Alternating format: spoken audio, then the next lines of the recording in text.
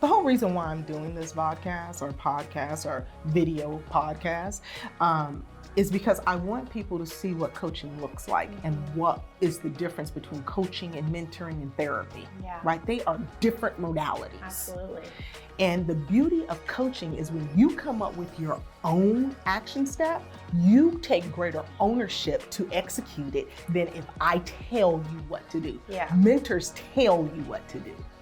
Coaches help you come up or create an environment for you to create options that are going to work for you uniquely. Yes.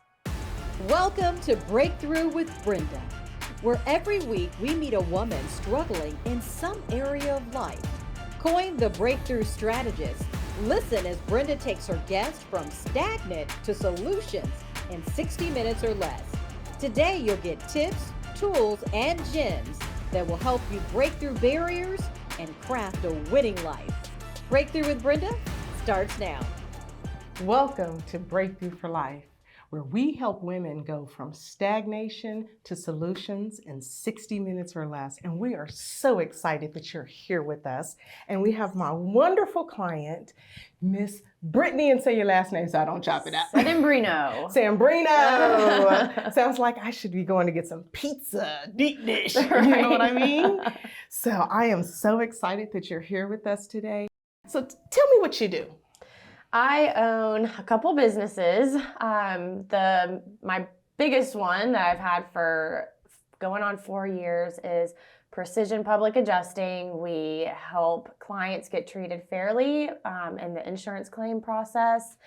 It's a lot of work, but it's very rewarding. And my little baby company that was started about 2 years ago is Stellar Supplementing, where we don't public adjust claims, but we help contractors maximize the settlements on the claims that they're working. So for instance, a lot of it is roofing related, weather claims, or tree companies or mitigation companies, people like that. And my husband and I are also starting our third business, which you know about, that is launching hopefully in May. That is under development. That is going to help the really any industry that does sales. It's kind of revolutionizing the sales industry with getting more direct access to customer information. So awesome. And your husband's an entrepreneur too. So you guys, yes. Between the two of you, you guys are going to have 4 businesses. Do you hear that, audience? 4 businesses. Yeah, I'm a little psychotic, I think, sometimes. I call it overachievement. Yeah. And so he owns a business as well. Yes, he owns a roofing company. And what's his roofing company? Elite Exteriors. Elite Exteriors. Yes. And so that is so awesome. And so I understand you have a pretty active home life too. We do, yes.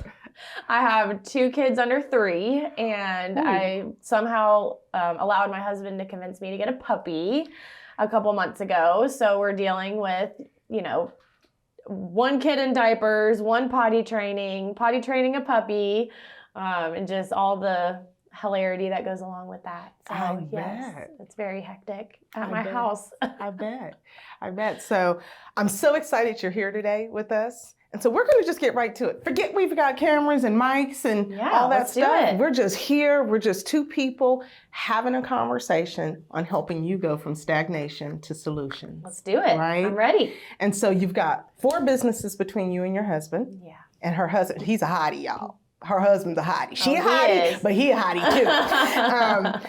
Between the 2 of you, you have 4 businesses. And how many employees between both of your businesses? About 40. 40. Mm-hmm.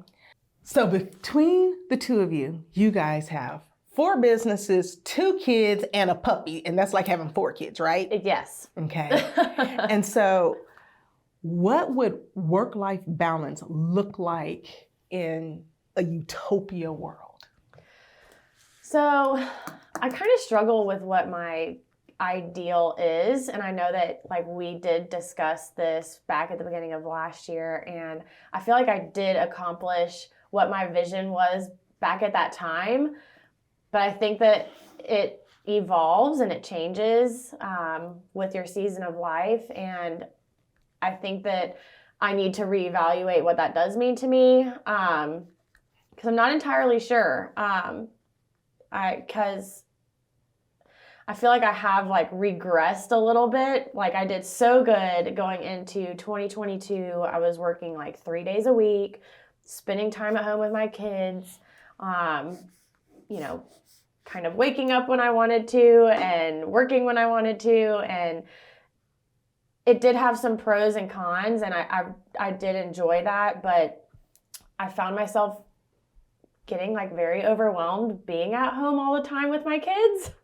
Okay. So I think I kind of like swung too far back into the other direction of like working all the time and working nonstop. Plus my company, my main one, Precision, is in an aggressive growth stage right now, and I feel very needed at work. But I would say my idea of, you know, my perfect average day would be, I would like to cut my work week down to 4 days. So last year we did 3. I think 4 is better for where my season of life is right now. And I really want to start committing to getting home at 4 so that I can cook dinner and have dinner ready by 5, which is when my 1.5-year-old starts having meltdowns. So right now I'm like getting home at 5 o'clock, and then he's already hungry. He's, you know, being a tyrant, and I'm trying to get ready and then, or, you know, cook dinner and feed the dogs and clean up and, you know, get out of my heels and all the, you know, rip the bra off kind of thing. That's the first thing we do when we walk in.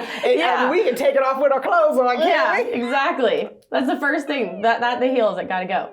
But it seems like so much like right away when you get at home, when I walk in the door, and it feels very overwhelming, and I'm almost like, oh my God, take me back to work. Like this is too much sometimes. So I think that if I were to get home a little bit earlier at like 4, it'll still give me an hour before the meltdowns start to like get dinner ready. So I think 4-day, it could be like my 4s. 4-day work week, get home at 4. And I cannot take my laptop to bed anymore. I've got to stop doing that because I'm working till, you know, 10 o'clock because I'm like, well, I'm just sitting here watching TV. I could be being productive. And that's like another thing that, you know, that I struggle with. Like I feel like I find my worth, I think, in my like constant like go and productivity and being efficient. And I have to realize that when I'm constantly on and constantly working, then I'm not going to be as 100% when I should be on, like during my normal work hours, like the 9 to 4. Mm-hmm. I'm not going to be as present and as 100% as I might be if I'm working till 11 o'clock at night, every night, and on the weekends. Okay. And so you said so many great gems in that. Sorry, I kind of spiraled a little bit, didn't I? No, you're good. You're good. But one of the things that I really want to touch on, especially for our audience, is when we are aggressive in our businesses or our careers. You could be a vice president of Xerox, and you got kids and you got a husband. Somewhere in our minds, we think we're not supposed to be doing it all. Yeah. Right? Because society has pushed on us an agenda. Yeah. Right? Mm-hmm. And so subconsciously, as you will hear me say it 100 times, right? Mm-hmm. Your subconscious mind dictates 95% of your behavior, according to Dr. Caroline Leaf and Dr. Bruce Lipton, right? Yeah. And so if you were to take on, I can do this all and do this well, how would that change your behavior? I guess it would give me a little bit more self-acceptance and make me feel more accomplished, not only in my work life, but my home life. And that is like the home life accomplishment is something that I'm personally struggling with right now, because like growing up, I always thought like I was going to be a stay-at-home mom, because that's how I grew up. You know, my mom didn't work. My dad was the only person working in our house, and you know, she was always there to like greet me getting off the school bus and to make me snacks and to help with my homework and take me to after school activities. And, you know, that's something that I always wanted for my kids, but now I just don't know if that's like who I am. And I'm kind of like struggling with that a little bit of feeling like I am being an adequate mother when I'm not there as much as my mother was for me growing up. And your mom works in precision with you, yes, right? she does. So I love that. I love that your brother works for you. Yeah. Your mom works with you. I get an opportunity to go in and meet your home family, your work family, right? I'm sure that has some interesting dynamics. It does. But, you know, they're pretty easy to work with anyway, so. Yeah, they know you. Yeah. They know how to tread and how not to. That's right. Right? And so I want you to stop and I want you to think about something. Back in the day, that probably worked for some, but you probably have married friends that you and Chuck are friends with, right? Mm-hmm. What works in their marriage, does it work in your marriage? No, absolutely not. I've got one in mind right now that I'm like, oh, hail to the no. That ain't happening. Not up in here, right? Nope. Right?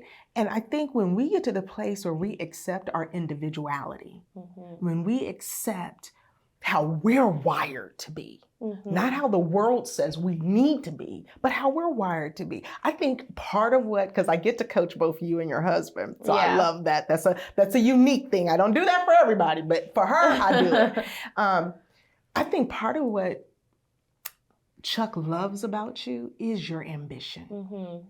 He loves having a go-getter wife. He likes that. I could see it in the first time I met him. I could see that he loved the fact that you were a go-getter.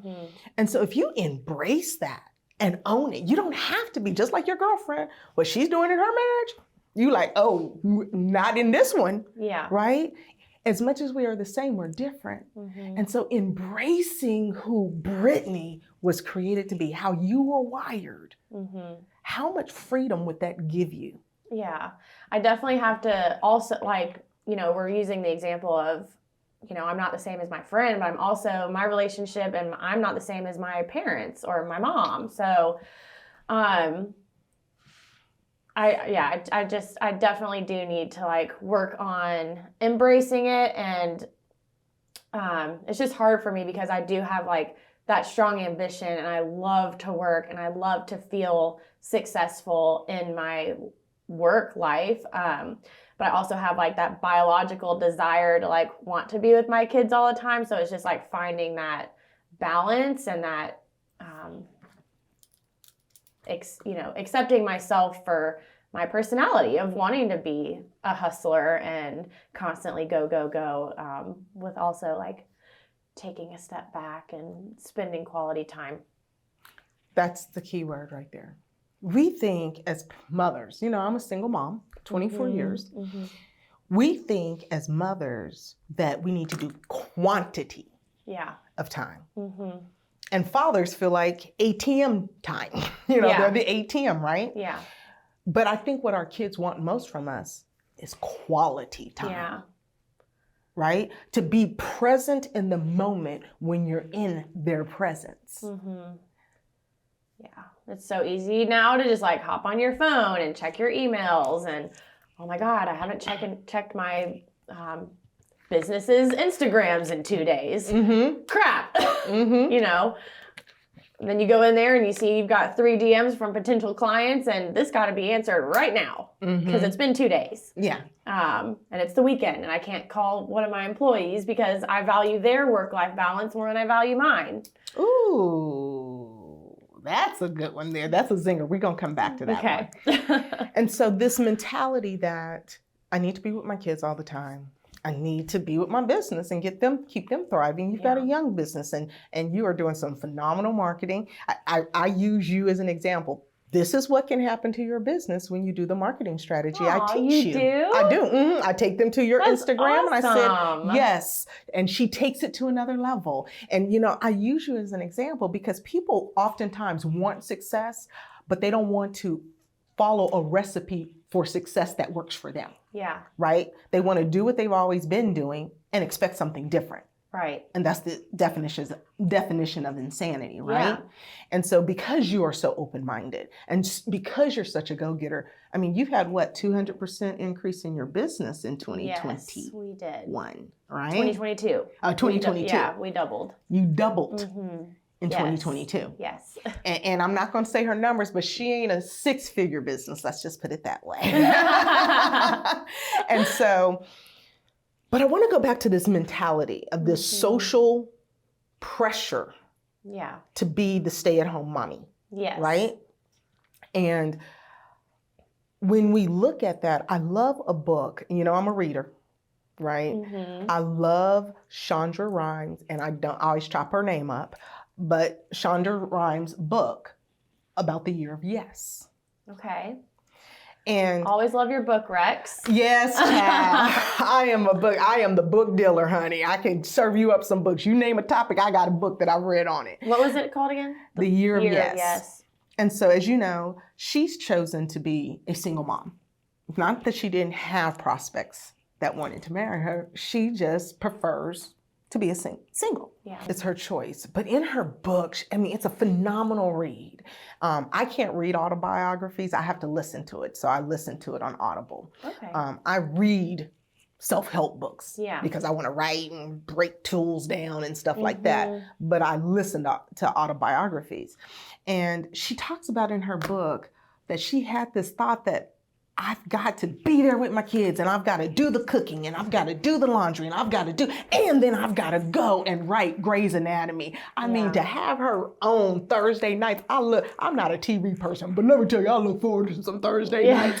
Me and Devin would sit up there, get our popcorn and our candy, and we are, wow, and then what's coming on next, and How to Get Away with Murder, and I love Viola Davis. I fell in love with Viola Davis with How to Get Away with Murder, but I loved Miss Rhimes' book about the year of yes, because she said, I had to just come to grips with, it's okay to get help. It's okay to get a nanny. And do I really need to do my own laundry? Yeah. Do I really need, I love cooking. If you love cooking, that may be one thing. Then this wasn't in her book, but I love to cook. So I love to cook, but couldn't someone else kind of prep up my meal for me? So when I come in, I'm just boom, boom, boom, boom, right? And she said when she began to embrace help, it opened her up to say yes to more opportunities. Yeah. Right? And so she did a whole year of yes, because what I didn't know until I listened to her book, she was an introvert. And I feel like if more women listened to that book or read it, they would get free from the ideology that we have to be stay-at-home moms and we're cheating on our families when we go after our God-given ambition. Yeah, that is how I feel. Like I'm cheating on my kids, or like I'm gonna look back and have regrets. And so can I share a personal story? Of course. Devin, I left Devin's father when Devin was 2 months old. So midnight train to Georgia was my story. I left where I was living in the middle of the night, got a U-Haul truck and drove that 2-month-old baby and me to Georgia. And so the song Midnight Train to Georgia by Gladys Knight is my story. I was full blown in my addiction at the time. I had just had a suicide attempt. Oh my gosh. Right before I got pregnant with my son. And his father was the love of my life. But I knew I couldn't stay in addiction and raise this child to live better than what he and I had experienced, right? Yeah. So I left him at 2 months old, midnight train to Georgia, grabbed a U-Haul, drove through the night, came up here to stay with my stepdad who had just gotten married to some chick off the internet. 6 months after my mama died. Oh, Lord. Yeah, but when I came here, I was like, I'm going to be by myself taking care of my son. I'm not going to have help.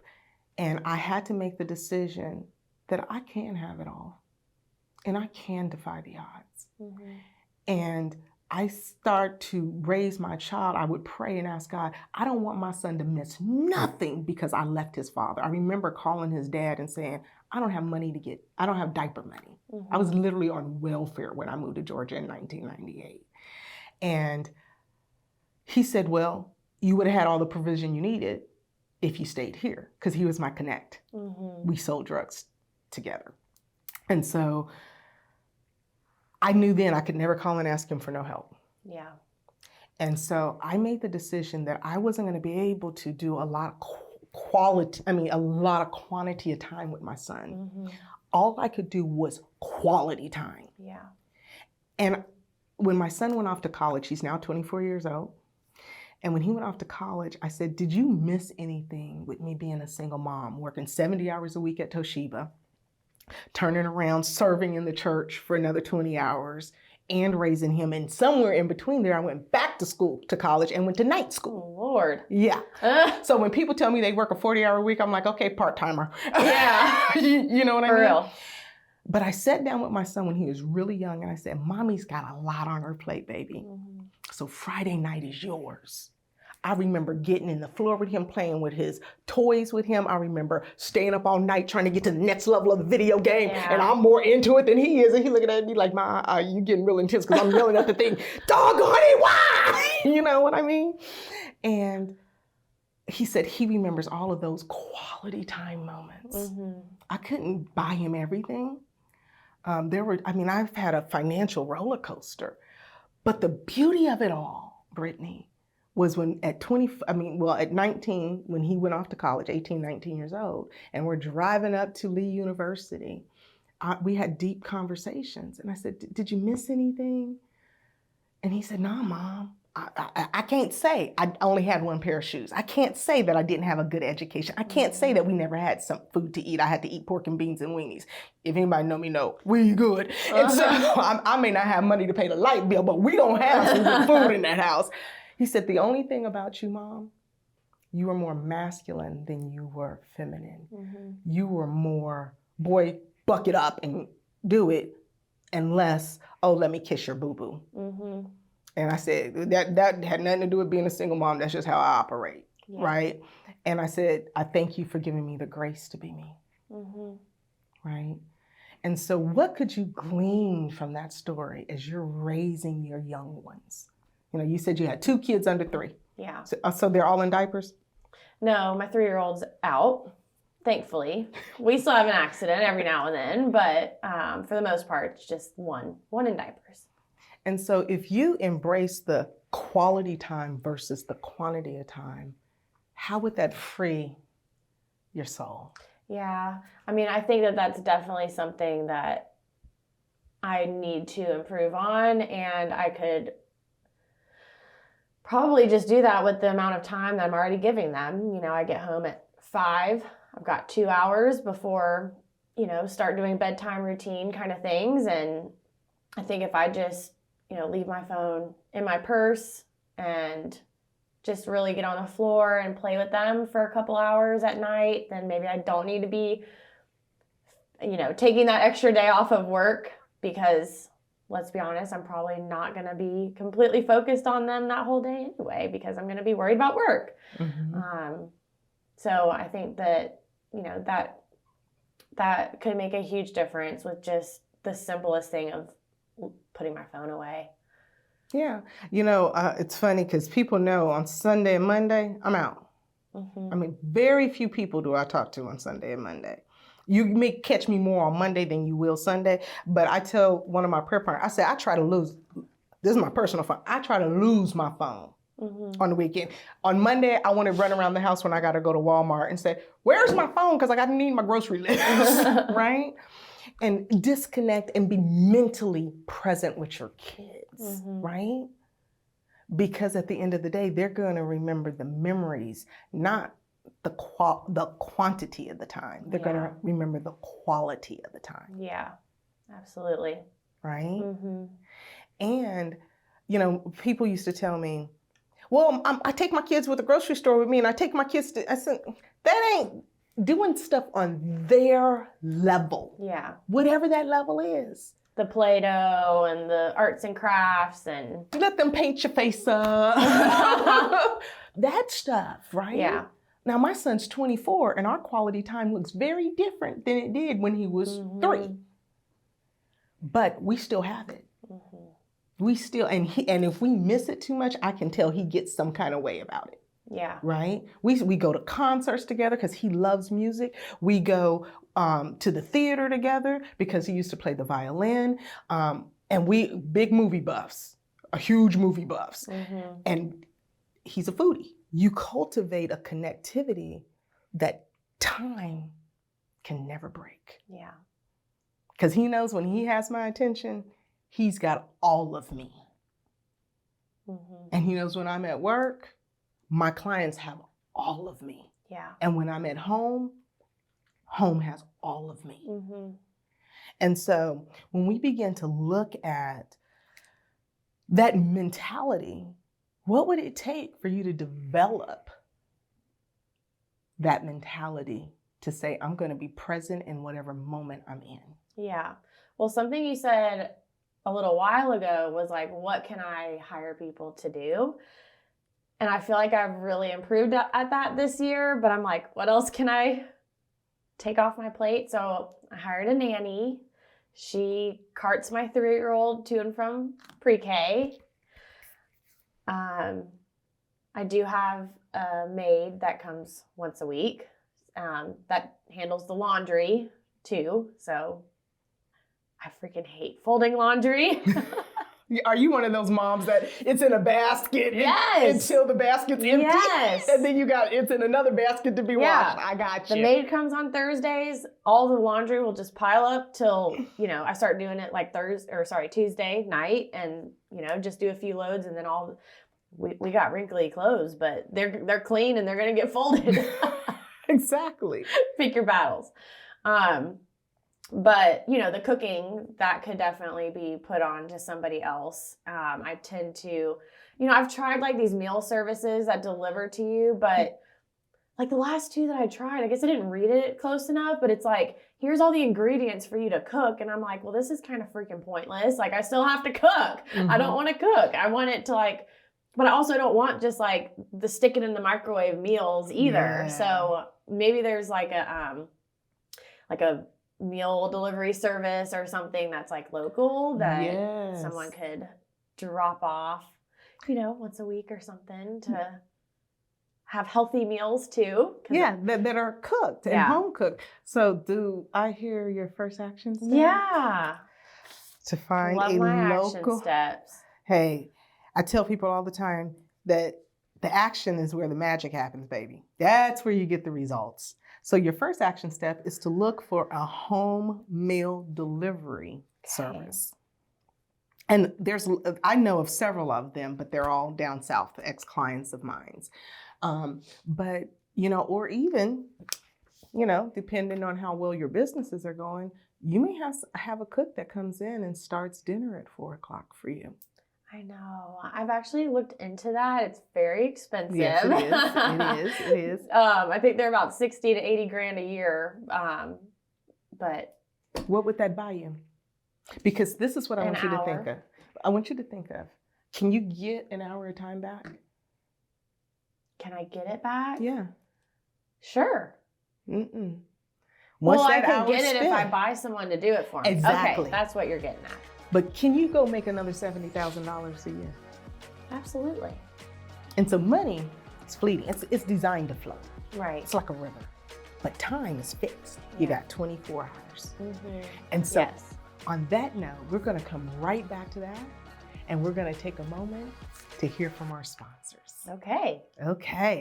At Better Life Therapy, we help individuals, families, and couples be better so that their lives run better. We help with issues like depression, anxiety, fear, trauma, all of the things that impact daily living.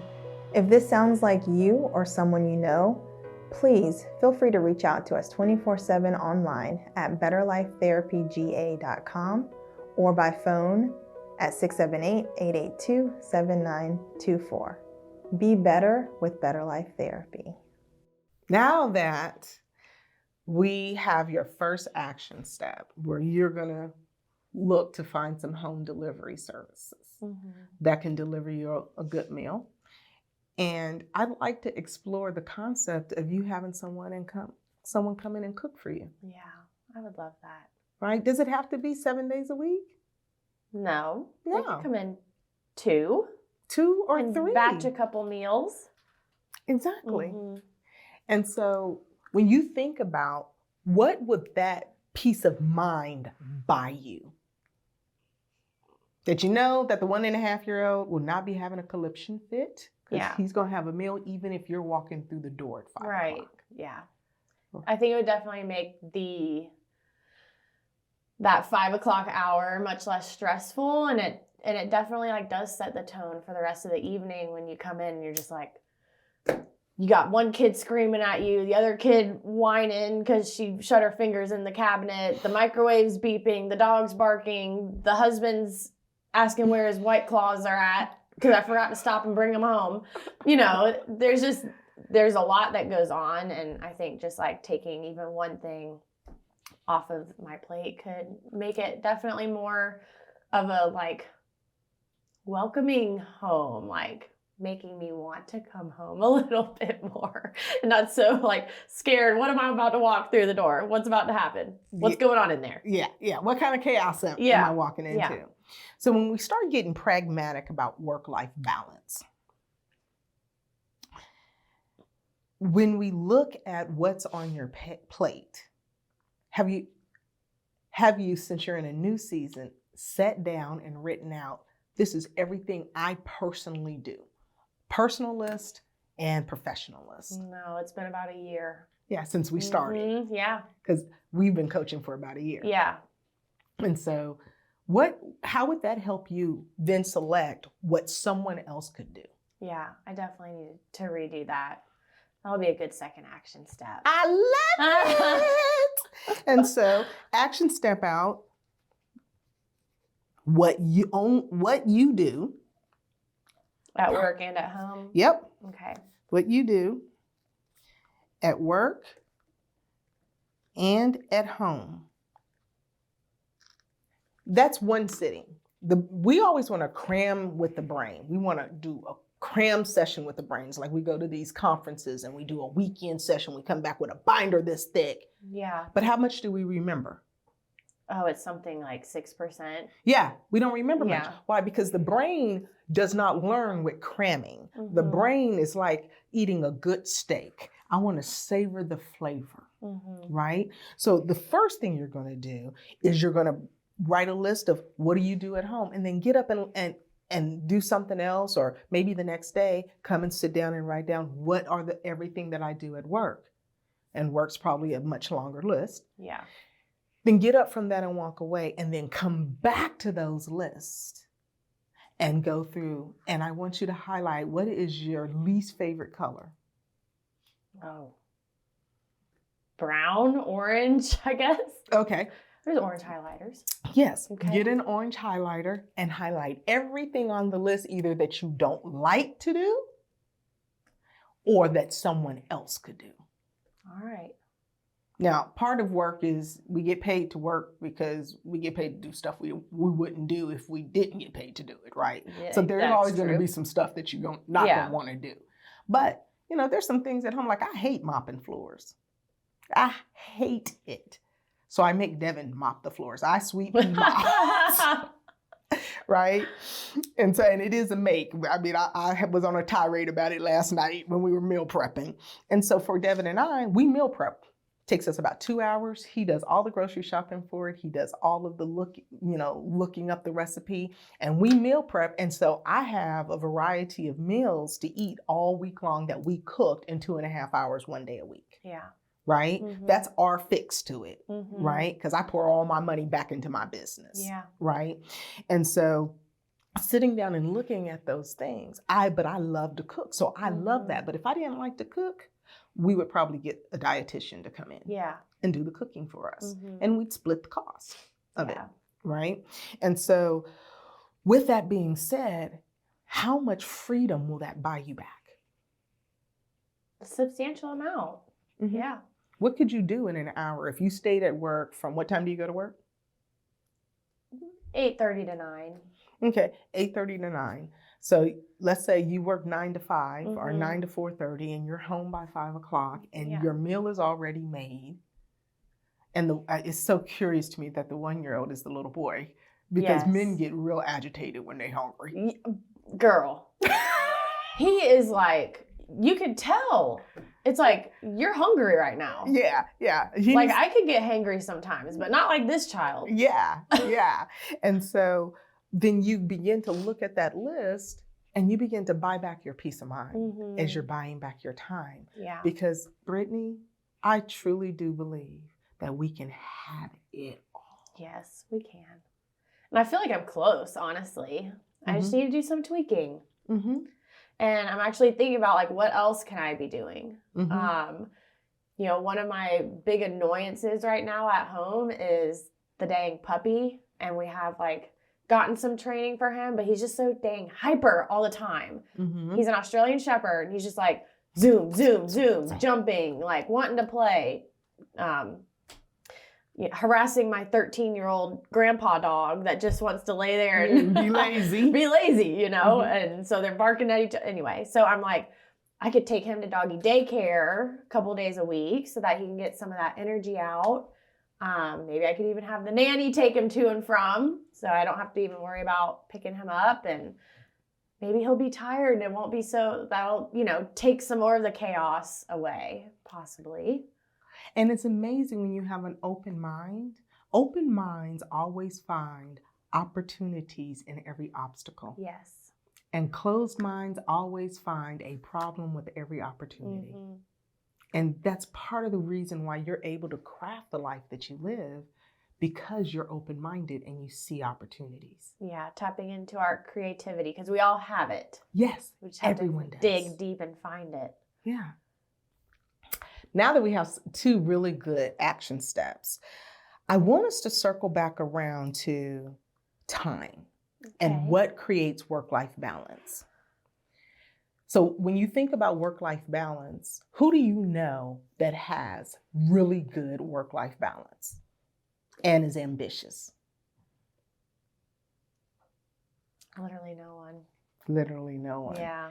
And you know, the funny thing is I have a work-life balance program and nobody signs up for it. I would actually say you might be the only person that I know that, because you are so good about like your Sundays and your Mondays. And I always find that, like, for some reason I'll text you on a Monday and I'm like, oh my God, she didn't respond because it's Monday. Crap. I'm sorry, Brenda. But I did get like your automated text back this past week, actually. And it was like, Coach Brenda is off work today. And I'm like, this is so smart. And I wanted to text you back and be like, sorry, but I was like, I'll just leave her alone. Take your day. Don't apologize. That's why, you know, people look at me and like, Brenda, why do you have 2 phones? And why do you have an office? Like, I was talking to the lady who did my website, my first website, and she said, why do you have a brick and mortar office, Brenda? I said, I need a separation of church and state. Yeah. I need a separation because I am a recovering workaholic. Hi, my name is Brenda and I am a recovering workaholic. That is me. I will work. If I work from home, I will work around the clock. Yeah. But because I separate the 2 physically, you can text that phone all day, all night. I don't see it until I pick it up on Tuesday because it is the work phone. Yeah. And this phone, only 25 people have this phone number, and unfortunately, none of them are family. And so, but this phone is actually named Peaceland. The only people who get this phone number are people who add to my world. Yeah. If you take from my world, that's a Tuesday through Saturday conversation, right? Yeah. And being intentional to create the separation you need so you can create the balance that helps you thrive. Yeah. Now, it was a long time for me to get to this place. My doctors have diagnosed me with more things than I care to mention. Now, if you know me, I pray about everything. Okay, hold that thought, give me 30 days. I'm gonna take care of that in 30 days. Me and Jesus gonna get on that, and I'm not gonna take them pills you trying to get me to take. But because of my stress levels and because I work so much, especially when I was in corporate, I felt like I needed to prove that I deserved my seat at the table. And then I got to a certain point in my leadership, was like, this is overrated. And y'all can have this seat at the table. Yeah. Just send me my check, right? Yeah. And then I went into a passion business to do what I absolutely love to do, because proving myself was overrated in corporate for me. And so part of the things when you begin to look at creating work-life balance, and I think the reason why people don't ever sign up for that program is because they're like, well, how's that going to really change my world? Yeah. You know, if I'm going to spend this kind of money, I want something that's going to make me money.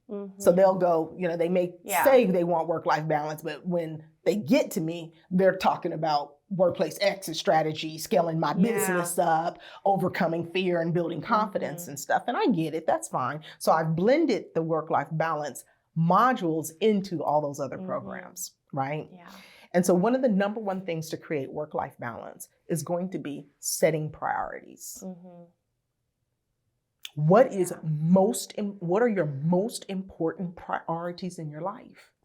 So I guess I need to take the list that I'm going to make and maybe use a different color highlighter and maybe pick like my top 3 from each thing that are like, these are my priorities. Like have them posted somewhere, like that I'm constantly seeing, did I make these a priority this week? Just make it I'm visual, so it helps me to, have a vision board and, sticky notes everywhere. Yeah, my home office has a whole wall.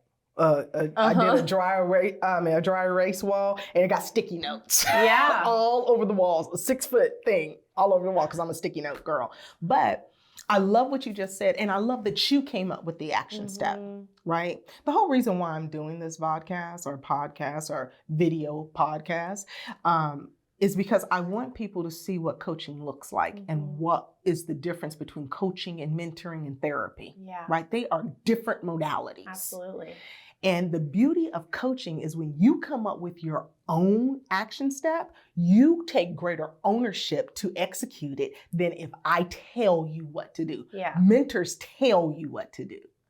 Coaches help you come up or create an environment for you to create options that are going to work for you uniquely. Yes. So absolutely. I love that you came up with that third action step. And you're helping me with like the whole thought process with it too, because it's a lifetime journey, and it will probably be a struggle for me for a long time, but I'm not going to have Brenda, at my disposal every single day. So just helping, train myself to develop those thought processes is going to be valuable, for a long time for me. So, yeah. And that's how you get a breakthrough for life. Yeah. It's helping you, 1, believe in yourself, 2, trust yourself, 3, take ownership for your life so that you become the guru of your life and you don't become dependent on another person. Exactly. Right? Yeah. Mentors make you dependent on them because they're always telling you what to do and how to do it. But coaches empower the uniqueness in you. And there's 3 walls that we go through. When someone tells you what to do, 1, we're a rebellious nation. You tell us to wear a mask and we are going to all out revolt, right? If you have a problem with it, talk to Jesus about it. Don't put no crazy comments on my page. But when you tell people what to do, there's 3 subconscious barriers that they have to get through before they'll take action. Okay. One of them is, do I trust you? Period. Just do I trust you as a person? And if I don't trust you as a person, I'm real skeptical at what you tell me to do. The second subconscious barrier is, okay, I trust you, but do I trust that what you tell me is going to work for me?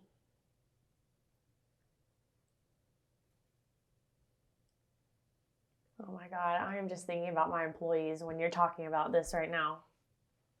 It's huge. It is huge. Yeah. This is why I believe that every leader should be a certified coach. Every leader, because I learned this in my certification process. And then the third thing is, do I trust that you're an expert in the area that you're giving me advice? Yeah. I literally just witnessed this week. We're, as I said, on an aggressive growth plan. We took in a ton of new business, and we are actively trying to hire to keep up, but we are short-staffed for the amount of work that I have right now. And I'm telling my team, these are the order of your priorities. We need to check emails and voicemails and respond to people first. Then we do this, then we do this, then we do this, then we do this. And if you work in this order, you'll be able to it's almost like time blocking, like work blocking, instead of jumping around so much. And I had to come back at least 2 or 3 times and have you checked, are you cleared out? Have you cleared out your emails? Have you responded to everybody? I still see people that have questions that haven't been answered. And I'm like, why are they not trusting me enough? Like, I think I know what I'm doing here. Yeah. I'm not just telling you this order. Yeah, like this isn't just like, go try this and see if it works. I've been doing this for a long time. I know that it does work, but for some reason, it was hard for them to get there. But I had a little come to Jesus meeting with them, I guess on Wednesday, about, you're still not doing this. You're going to do it because this is my company. So. Yeah. It was not a suggestion. Yeah. And come Friday, they're like, we're caught up. Like, we're good. So I think it is maybe my delivery on, I think that my team does trust me, but maybe the delivery on how it's going to work for them. Yeah. Instead of just, this is what we're going to do and this is how you're going to do it, but maybe a little bit more of the why and how it's going to help you come Friday and you're feeling good about your week. You're not leaving stressed out that I still have 40 emails that haven't been responded to. Yeah. So. And that's very important, because this is the thing about those 3 subliminal or subconscious barriers. Most people don't even recognize that that's why they're doing it. Yeah. Or that's why they're resistant to taking action. And that number 3 is, do I believe you're an expert in what you're telling me to do? Right. And so I trust my mama. I'd lay down my life for my mama. And my mom was a nurse. And she knows medicine, and she was an herbalist too. So not the herb you smoke, the herbs from the ground to help you with stuff. But she, you got a headache, pressure point. She wouldn't give us medicines. And so one of the things, I trust my mom, and I trust that she wants what's best for me. But if my son needs brain surgery, God forbid, I don't trust you here, Mom. Right. Yeah, you telling me to do that? Yeah, that's all right. But you a nurse, you ain't a brain surgeon. Right. Right? So do I trust you in the area that you're giving me advice? Mm-hmm. But that's what you have to go through as a mentor. That's why mentors struggle getting people to do the work. Yeah. But when you ask the questions that help people cultivate the action steps on their own, they're bought in. Yeah. They're bought in. So the first thing you want to look at when you're looking at asking or rolling out something to your employees is how can you flip it into questions? Mm-hmm. Yeah, it's definitely something I need to work on, because I'm more just, how we talked about being a direct communicator. Chop. Just like, this is what we're going to do. This is how you do it. Are you done yet? Yeah, that's why we get along so well. Yeah, because that's exactly how. And it wasn't until I became a certified coach that I learned, let me ask questions that help people come to a conclusion. Not leading questions, but neutral questions in a safe environment that are non-judgmental. Mm-hmm. Right? Yeah. How would it work for you if the first part of your day you went through your emails? Yeah. Versus first part of your day, go through your emails. Then you hit the American rebellion. I hate having a job. Like, I hate people telling me what to do. And my mom used to act like that with me. And now I got my childhood trauma coming up and blocking everything. But when you ask a neutral question, How would this help you? Yeah. What impact would this have? Open-ended questions open up the mind. Yeah. Close-ended questions close the mind. So like our phones ring off the freaking hook all day long. So a question I could ask is, how many less phone calls do you think you would have of people following up with you if you were to proactively respond to them before they have to call you? You got it. This is why I love coaching you. So you need to launch a 5th business so we can stay in a coaching relationship. Oh Lord, I'm gonna lose all my hair. So, and this is a tool that I want you to walk away with. I always want to equip my clients with tools that they can use. And so when you're asking questions, you want to stay away from why and who questions. Mm-hmm. Who did that and why did you make that decision? Yeah. Because subconsciously, most people are going to shut down subconsciously and or get defensive. Yeah. They want to defend their decisions. So instead of saying, who did this? What was involved with the activity that you guys did today? Why did you do that? How, instead of why did you do that, how did you come to that conclusion? Mm-hmm. I teach this in my certification when I do my coach leader program and certify leaders to be coaches, or my life coaching certification program. It's a whole module called Pivotal Questions, where I teach people to ask questions that add value, bring awareness, and shift mindsets. Mm-hmm. And the number one, I mean, it's involved, it's a 2.5 hour class, but the number one thing is start your questions off right. Start them off neutral. Start them off where you're not accusing, right? How, what, when, where questions. Mm-hmm. When did that take place? Instead of, why didn't you tell me about it when it took place? Which one feels better to you? Oh, definitely how. Yeah. How, what, or when. Definitely. I can definitely see that. And I can definitely use that more in my marriage as well.